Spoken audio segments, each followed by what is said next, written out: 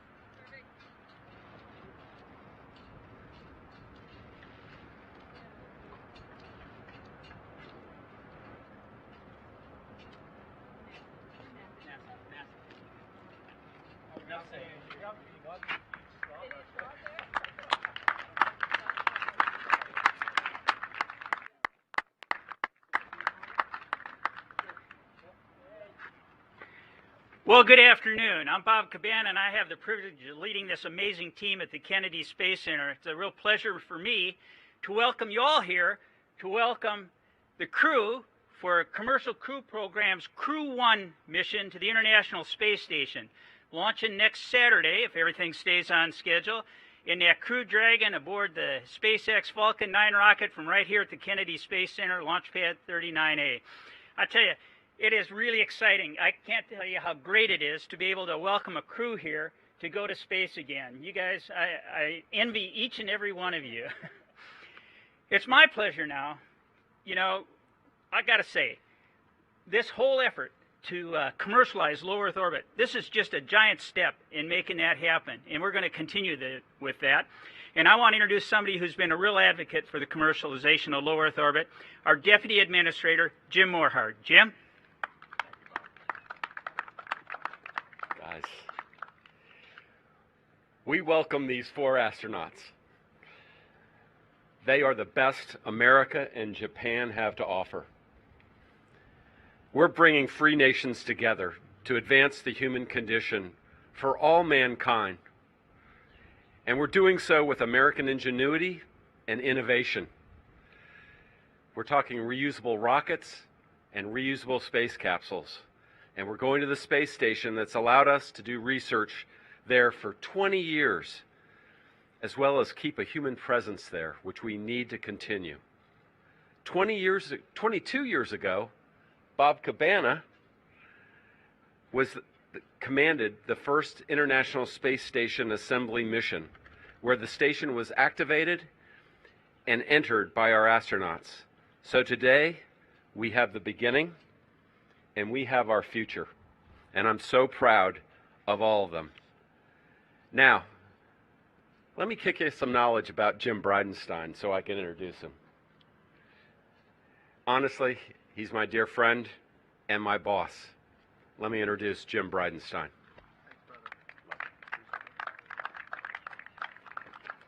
Thank you, Jim Morhard, and thank you, Bob Cabana, for always doing a great job here at the Kennedy Space Center. Welcome to our astronauts. Before we start talking about and talking to our astronauts, I want to recognize what's happened here at the Kennedy Space Center. Transformational activities that have resulted in this being a multi-user spaceport, and Colonel Bob Cabana has been leading this effort for over a decade now, and it's been amazing. And the partners that we have with SpaceX and Boeing as it relates to our commercial launches, Bob, we're so grateful for all of your service. And of course, Jim Morhard, thank you for the introduction. I will tell you, right now NASA has the highest budget it's ever had in nominal dollars. It doesn't hurt to have a deputy administrator who comes from the legislative arena, who has worked in the Senate, and who can help us accomplish these big things. So thank you to Jim Morhard as well. So today we are taking another big leap in this transformation in how we do human spaceflight. And what we're talking about here is the commercialization of space, where NASA is one customer of many customers in a very robust commercial marketplace in low Earth orbit. What we're doing is we're transitioning from a test flight to operational flights. Make no mistake, every flight is a test flight when it comes to space travel. But it's also true that we need to routinely be able to go to the International Space Station. And so we're grateful once again to our partners from SpaceX for the Falcon 9 rocket and the Crew Dragon. We're also grateful to the NASA team that has worked so hard to get our astronauts ready. And of course, we're exceptionally grateful to our astronauts themselves. It's important to note that back in 2012, when you think about the commercial launch industry, the United States of America had 0% of the global market share in commercial space launch because of the investments of NASA for the last 10 years. Because of these investments, commercial resupply and now commercial crew, over 70% of the commercial launch market is American. This is really about launching America and doing it in a way that is competitive, where we can get the absolute best value for every dollar that the American taxpayer gives us. So this is the transformation that's happening, and we are extremely excited about it. I will say we're here today to recognize the astronauts who are, of course, in quarantine and getting ready for what will be another historic flight. I'm going to introduce the mission commander, Mike Hopkins, who is an Air Force test flight engineer by trade. He's also an aerospace engineer from the University of Illinois. In fact, he played football at the University of Illinois. And of course, got a master's degree in aerospace engineering at Stanford as well. So please welcome Mike Hopkins.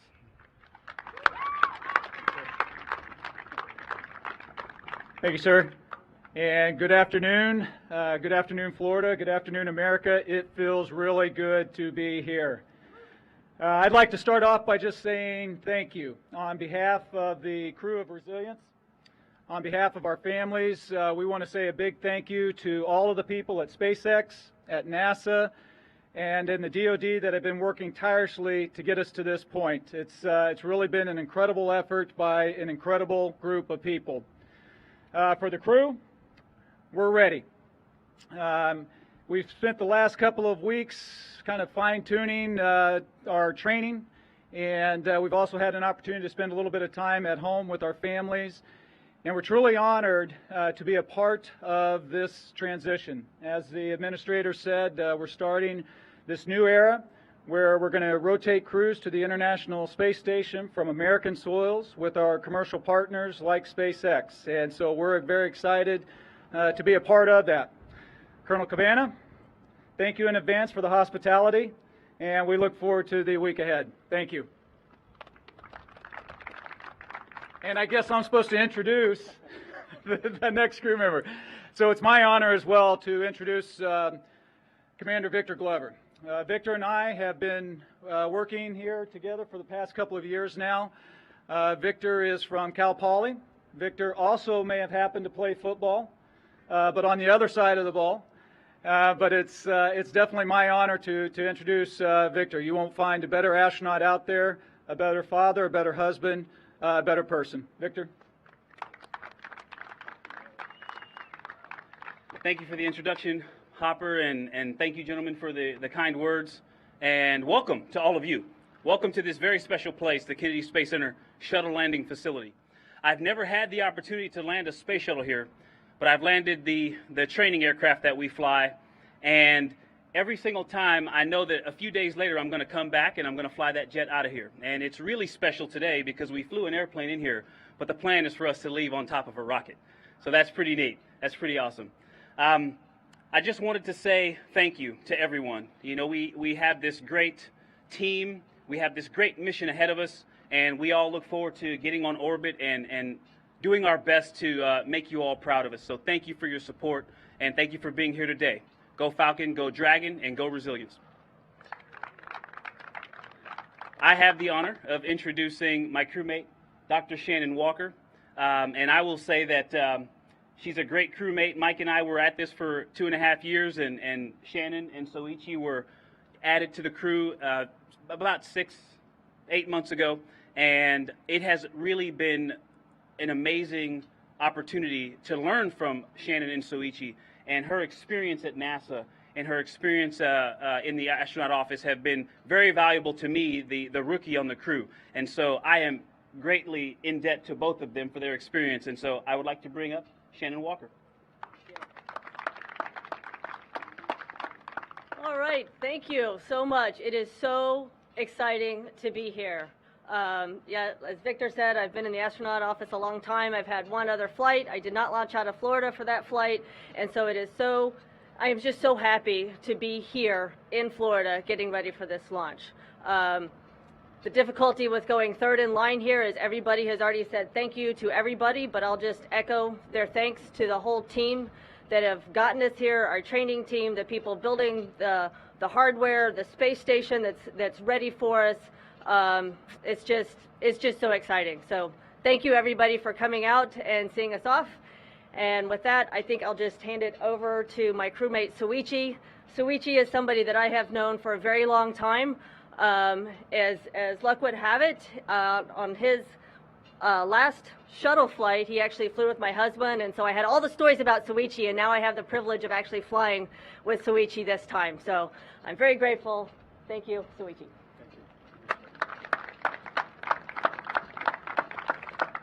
Thank you, Shannon. Yeah, I have to do the speech in Japanese and English, so start off with Japanese. 日本の皆さん、こんにちは。15年ぶりに、このケネディ宇宙センターに、プライムクルーとして来ることをとても嬉しく思っています。今、大変な時期ですけれども、日本で応援してくださっている大切な皆さんのためにも、このミッションをお届けしたいと思います。このミッションが日本の皆様に夢と希望と感動を分かち合えるように全集中で頑張りたいと思います。行ってきます。Now we're gonna thank you. I'm gonna switch to English. Boy, it's such a nice feeling to be here as a prime crew. Believe me, this is the best part of astronaut life. Prime crew in KSC. I'd like to thank everybody to support our training the last 8 months. It's been a tough time. It's been a long wait. But the Crew-1 is in town, and we are the only game in town this week. And we go to space with pride. Our name is Resilience. Resilience is power to recover, will to restore, and we strive to survive. Our patch has no name on it because our mission is for everyone. In fact, Crew-1 is U1. All for one, one for all. Now, let's go fly.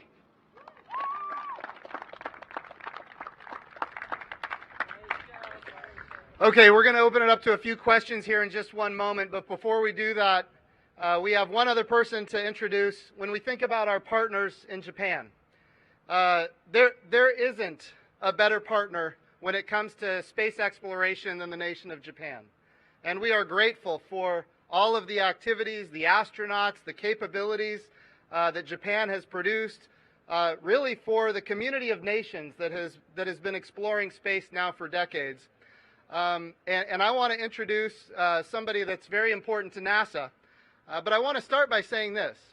When we look at the budget for the United States as it relates to space exploration, as I said before, it is higher now in nominal dollars than it's ever been. It's been on the right trajectory going up. And that's also true in another nation, Japan, who has been an amazing partner, and they've seen what we're trying to accomplish with Artemis. They're committed to it, and of course we've seen a budget request in Japan that has increased their budget by about 50%, which is amazing. So we are so grateful to our partners at the Japanese Space Agency. And of course, I would like to introduce the Japanese Space Agency ISS Program Manager, Junichi Sakai.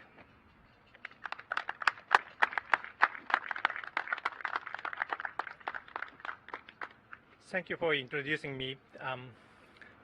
First of all, on behalf of JAXA, I would like to express my appreciation to all engineers, ground staffs, and administrative people, especially SpaceX and the other cooperative companies for launch-related operations and NASA.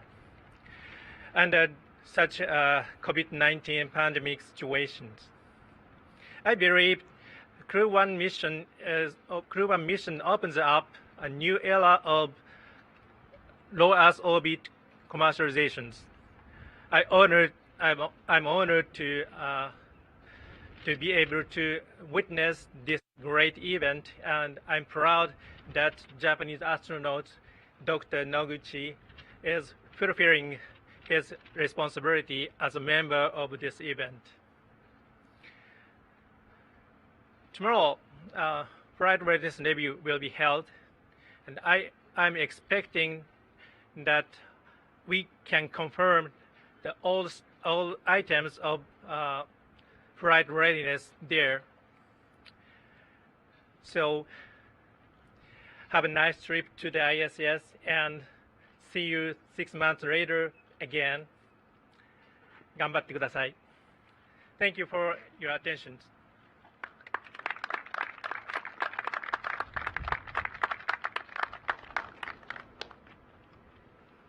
Okay, we're ready for Q&A, and remember, folks, we only have about 15 minutes with these folks. You can tell that the weather that's coming in, so we want to be very cognizant of that for your safety and everyone else's. So we'll start right here, and as soon as you ask a question, we'll step forward, and y'all keep your distance, and we'll start with Marcia. Please give your name and affiliation if you can, and also direct it to which crew member, if you can do that too, for efficiency. Go ahead. Marcia Dunn, Associated Press for Commander Hopkins. When you chose the name Resilience, I know you primarily were thinking pandemic, but now your flight is coming on the heels of a drawn-out end to a very difficult campaign and election. So your name has double duty in a way. Could you talk about what message you want to send with the name of your capsule, Resilience, especially in light of current events? Certainly. Thank you very much. You know, we spent a good afternoon talking about what name we wanted for this vehicle, and there were a lot of really good options. But I guess I'll kind of equate it to when my wife and I named our second son, and we had a couple of names picked out, and we didn't know until he was born what his name would be. And when he came out, it was like, this is Lucas. And so it was the same thing for us as we were going through these names, and we had them all written out on a whiteboard and did all kinds of voting and this and that, but at the end, it just felt right. And it felt right because, as you mentioned, this has been a tough year. It's been a tough year for everybody for a lot of different reasons. And we felt like if the name of our vehicle could give a little hope, a little inspiration, put a smile on people's face, then that is definitely what we wanted to do, and we felt like Resilience was the name that did that. And so it's not something just for us as a crew, but we thought that it also would resonate with everybody, not only in that follows space, but everybody in the country, everybody around the world. Thank you. Hi, I'm Irene Klotz with Aviation Week. This question I think is maybe for Soichi, since you've gone through now training on 3 different vehicles to get to the ISS. What do you think's been like some of the most different, maybe the most different aspects of now being part of this SpaceX commercial crew era compared to what you've done on for Soyuz and for Shuttle?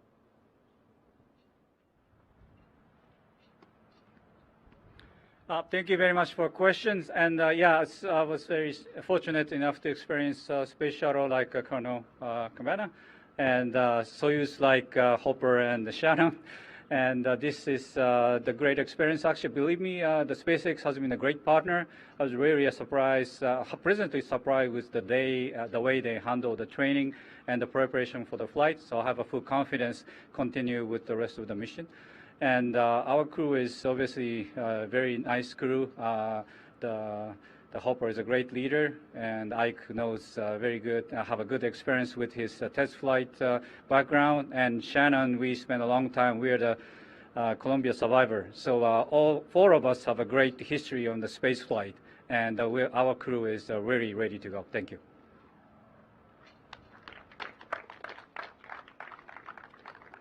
Sam Suzuki with NHK for Mr. Noguchi, please. I'll be asking the question in Japanese. コマーシャルクループログラムの本格的な運用第1号ですが、日本人がクルーの一人に選ばれる意味についてどうお考えでしょうか? Okay, since it's a Japanese question, I want to reply in Japanese. 今回の、コマーシャルクルー、民間宇宙船での飛行の運用第1号機に、JAXA から宇宙飛行士を、出せたというのはすごく大きな意味があると思います。これからの、有人宇宙飛行を支えていく大きなキープレイヤーとして、コマーシャルフライト、ボーイング、スペース X、その他の新しい会社がどんどん出てくると思いますので、その新しい息吹を日本の皆さんにもお伝えしたいと思います。ありがとうございました。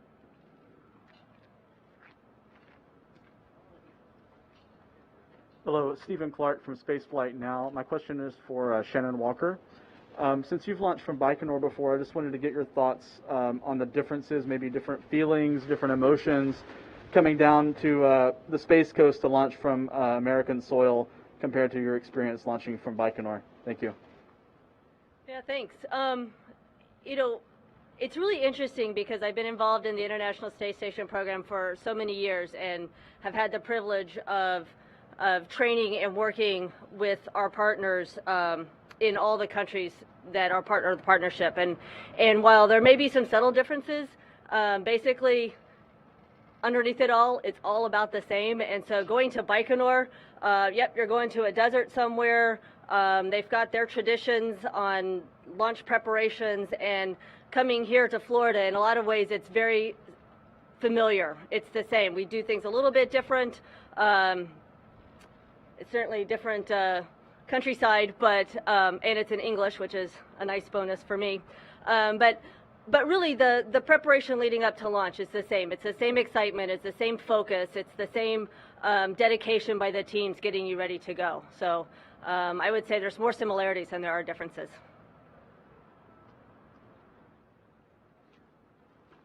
Hi, Emery Kelly with Florida Today. Perhaps this is for Commander Hopkins or Mr. Bridenstine. I'm wondering, compared to 2 crew versus 4, how the quarantine procedures are different with double the crew members, and basically how that's been going so far for you. Thank you. Yeah, thank you. In terms of quarantine, I don't think it's really been that much different. Certainly with the pandemic, it's changed things a little bit. We really went into a quarantine status at about the 3-week point versus maybe in the past we would have done it at 2 weeks. But in general, for the 4 of us, it's, you know, like I said, we've had an opportunity to spend a little time with our families. Our families went into quarantine as well with us, which I also think has been maybe a little bit different than in the past. But overall, it's worked out pretty well. And I will say, I'll take this opportunity to just thank from NASA and the SpaceX part. You know, we've been doing our training now. In fact, Shannon and Soichi have been with us. Basically, they came on board about the time the pandemic started. And so the training flow that we've done over the past 6, 7, 8 months has been in that environment. And I can't say enough about what NASA and what SpaceX has done to keep us safe, to keep our families safe throughout the whole training process. So it hasn't really just been the last 3 weeks. I really got to say it's been the last 8 months. It's been pretty incredible to see. Thanks. Good afternoon. Welcome to the Space Coast. Greg Pallone with Spectrum News 13. This actually is for Victor, if you don't mind, sir. First space flight, historic flight. You got a twofer. You got a great crew. I know you're excited. Your thoughts? Well, Greg, thanks for the question. It's hard to put it into words, really. I mean, you know, the thought of flying in here and rocketing out, it's just surreal. It really is. It's hard to put it into words. I'm excited just to go to space. If we were on the step of Baikonur going on a Soyuz, I'd be excited. To go live on the space station for 6 months, I'd be excited. And so to be a part of this crew, we have an amazing group here. It's been a blast to train with them, in quarantine or not. And we have an amazing spacecraft. We're going to join an amazing team with Kate, Sergey, and Sergey that are already up there. All around, it's just truly amazing. It's hard to put into words. So I'm really grateful to be here.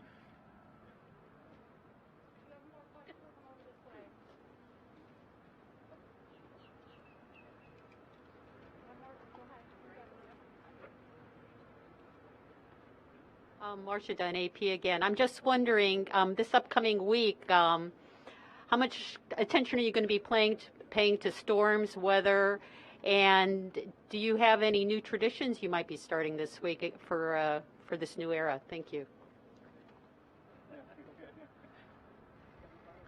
Yeah, from the weather standpoint, yes, we're going to be following it very closely. I think we've already started several days ago, actually, getting the weather briefs on what we thought it's going to look like next weekend. Clearly, that's potentially going to have an impact. I think we've moved the static fire from tomorrow to the next day because of the weather conditions. So we'll adapt, we'll adjust, and we'll be ready to go when the weather is ready as well. As far as traditions, you know, Shannon mentioned it. When you launch with the Soyuz, there are a lot of traditions that they've been doing for a lot of years, going all the way back to when Yuri Gagarin first launched. we did have an opportunity this morning to start a new tradition for us. We actually took it a little bit from the Russian side, and we had a departure breakfast with all of our family and the folks that have been in quarantine that are going to be with us. And that was really the first time that we've had a chance as a family and the leadership and the support folks to come together and be together. In fact, it might be the only chance we have, because once we get into this week, we're all going to be going in a lot of different directions. And so that was a nice opportunity just to say hi and thank you and see each other one last time before we rocket out of here. Thanks. Okay, we got time for two more questions. Hi, Stephen Clark, Spaceflight Now again for Commander Hopkins.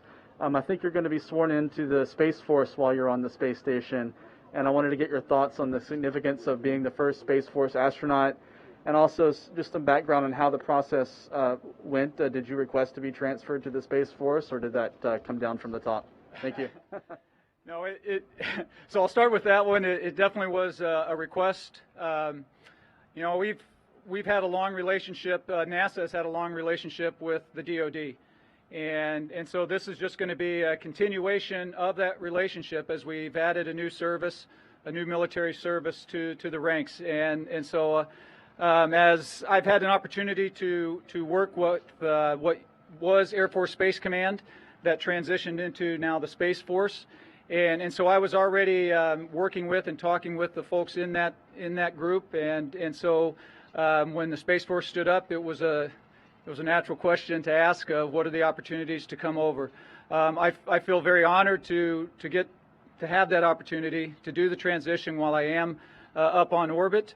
But again, I think that just recognizes this strong relationship that we have with NASA and the military, and I think it's a pretty special one. Thank you. One last question. Sam Suzuki for NHK, for Mr. Noguchi again. And again in Japanese, please. 新たな民間宇宙船で ISS への旅、ほとんど自動化されていますが、不安はないですか? Thank you. Again, I'm going to reply in Japanese.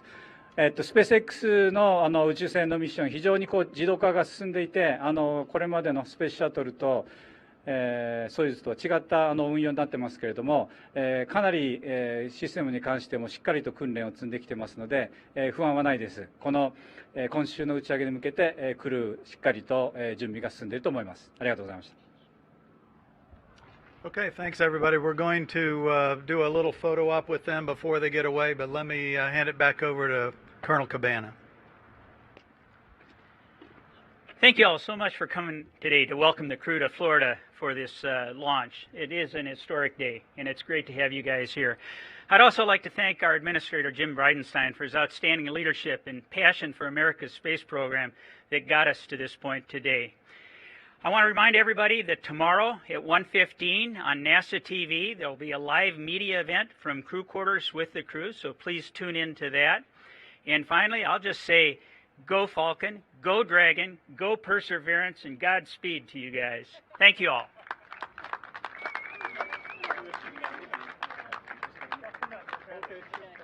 Behind or in front? Come right in front on each side, actually.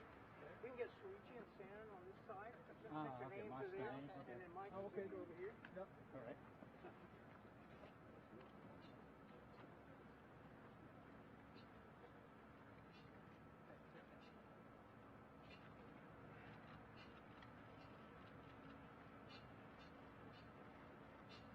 One.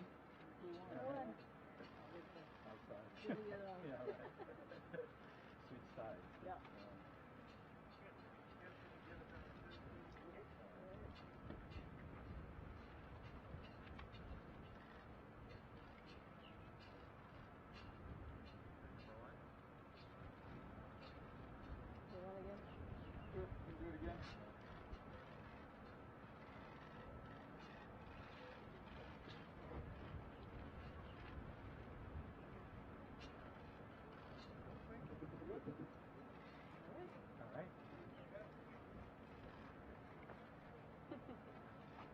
Can we move them over here to launch and Bob and your team over here will fly behind them?